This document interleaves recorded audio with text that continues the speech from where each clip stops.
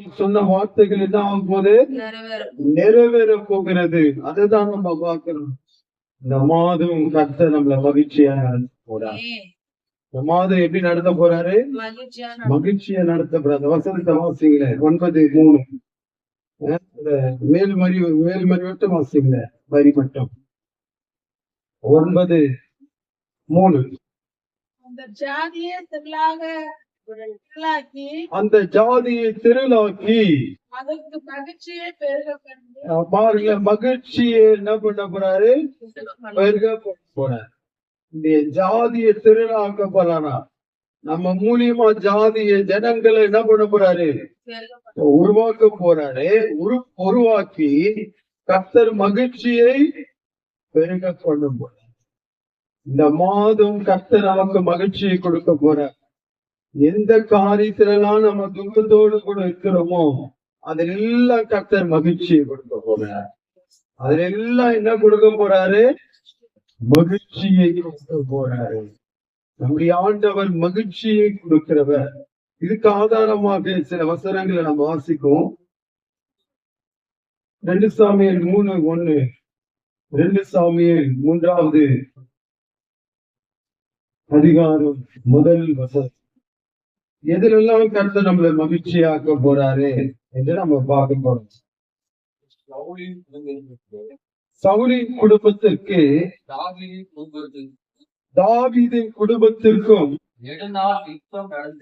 பாருங்க, சவுல் குடும்பத்துக்கும் தாவீது குடும்பத்துக்கும் ரொம்ப நாள் யுத்தம் நடந்ததா?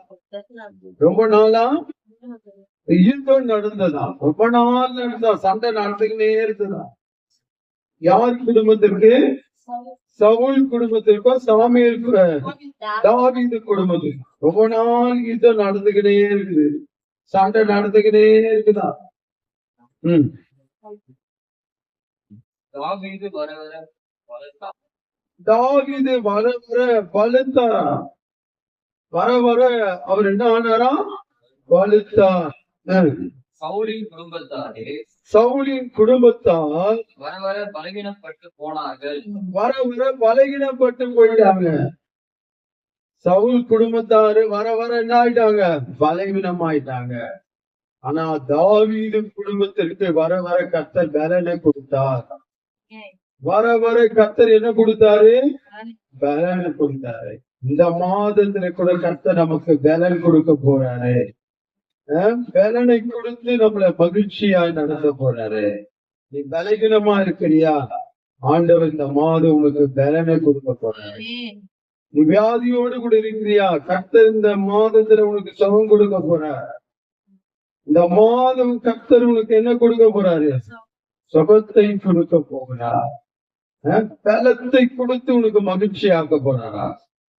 கர்த்தர் இந்த மாதம் உனக்கு பலனை கொடுக்க போறார். இந்த மாதம் முழுவதும் கர்த்தர் உனக்கு பலன் கொடுக்க போறாரு. நிக்கவே முடியலையா? உட்காரவே முடியலையா? ரொம்ப பலகீனமா இருக்கிறியா? ஆண்டவர் இந்த மாதம் உன்னை பார்த்து சொல்றாரு, நான் உனக்கு பலன் கொடுக்க போறேன். இந்த மாதம் உனக்கு சுகம் கொடுக்க போறேன். இந்த மாதம் கர்த்தர் உங்களுக்கு பலனை கொடுத்து சந்தோஷமா நடத்த போறேன். சந்தோஷமா பண்ண போறாரா? நடத்த போறேன். இப்பதான் பாக்குறோம் ஆரம்பத்துல அந்த வசனத்தை, கர்த்தர் மகிழ்ச்சியை பெருக போறேன். மகிழ்ச்சியை என்ன பண்ண போறேன்? பெருக பண்ண போறேன்னு சொல்றாரு. 2 சாமுவேல் 5:10 வசனம். 5வது அதிகாரம் 10வது வசனம்.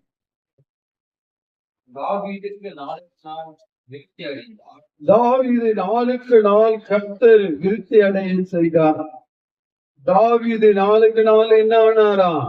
விருத்தி அடைந்தாரா? யாரு? தாவீது விருத்தி அடைஞ்சாரு. அவர் கடவுளை நம்புறதுனால, விசுவாசிக்கிறதுனால, அவர் ஆலயத்துக்கு வர்றதுனால, அவரை தேடுறதுனால கர்த்தர் அவரை விருத்தி அடைய செய்தார். விருத்தி அடைந்தாரா? இன்னைக்கு நிறைய பேர் விருத்தியே அடையுது, விருத்தியே வருவீங்க. நிறைய பேர் சொல்றது விருத்திக்கே வர முடியல. என்னால இந்த வீடு விருத்திக்கே வரல. ஆனா கர்த்தரை நோக்கி பார்க்கிறவங்க, கர்த்தரை நம்பி இருக்கிறவங்களை கர்த்தர் விருத்தி அடைய செய்வார். தாவீது வர வர என்ன பண்ணாராம்? விருத்தி அடைந்தார். இந்த மாதம் உங்களை விருத்தி அடைய போறார். கர்த்தர் உங்களை பெருக பண்ண போறாரு. இந்த மாதம் கர்த்தர் ஆசீர்வதிக்க போறாரு. இந்த மாதம் கர்த்தர் ஆசீர்வதியமான மாதமாய் கர்த்தர் மாத்த போறாரு. சேனைகளின் தேவனாகிய கர்த்தர் கூட இருந்தார். சேனைகளின் தேவனாகிய கர்த்தர் அவனோடு கூட இருந்தார். தாவீதோடு கூட இருந்தார். தாவீதோடு கூட இருந்ததால்தான் அவர் விருத்தி அடைந்தார்.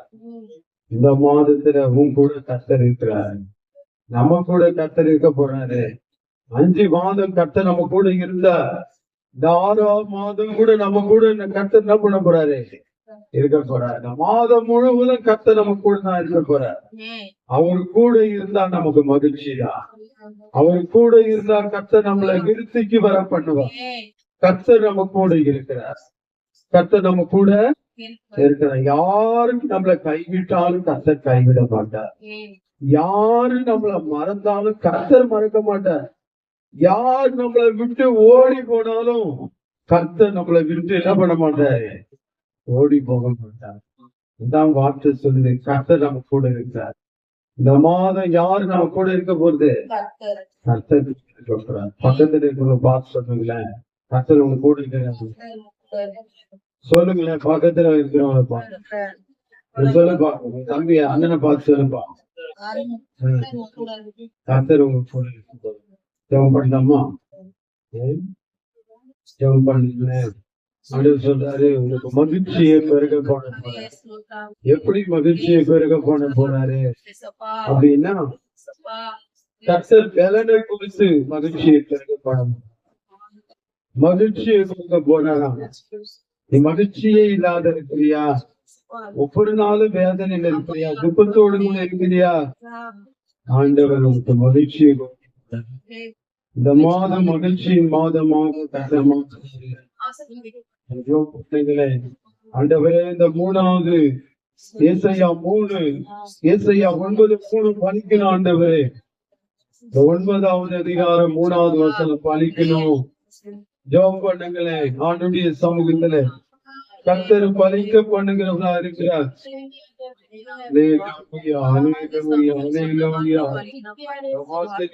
நடத்துங்க ஆண்டவரை சொல்லுங்களேன். இந்த வார்த்தையின்படி நடத்துங்க ஆண்டவரே. இந்த வார்த்தையின்படி நடத்துங்க. என் குடும்பத்துல மகிழ்ச்சி இருக்கணும்.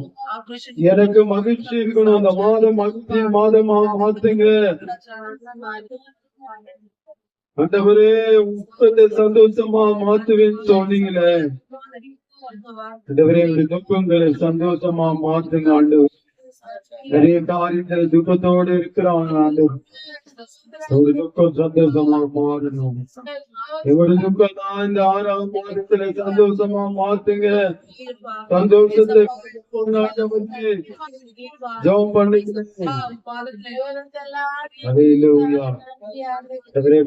உங்களை கைவிடாதீங்க ஆண்டவரே. கைவிடாதீங்க ஆண்டவரே. கைவிடாதீங்க ஆண்டவர். ஆண்டவரே, அந்த குடும்பங்களுக்கு அற்புதங்களை செய்ய மாட்டோம்.